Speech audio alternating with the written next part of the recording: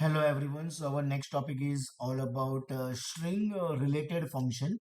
Like here you all can see string to lower. That is, if we write anything, it will convert that statement or that word into lowercase. Then string to upper. That means whatever we are writing, it will convert that into the uppercase. Then string and length, that means it will count the number of characters. Okay, then break a line, just simply break a line. Okay, then string word count, that means str underscore word underscore count. So it will count how many words: 1 2 3 4 5 6 7 8 9 10 11 and 12. Okay, and then again break a line.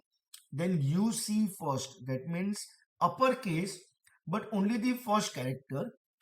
Okay, and lowercase only the first character, that means this will be lowercase only first character, and uppercase only the first character. So let's check the output of this.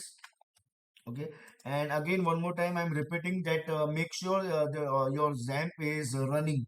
Okay, so and we are using the same file only, so localhost and hello world.php. See here, everything in lowercase, uppercase, number of this, what you can say, length, then number of words, then obviously only first letter uppercase, and here first letter what, lowercase. So this is all about the string related function. Thank you everyone.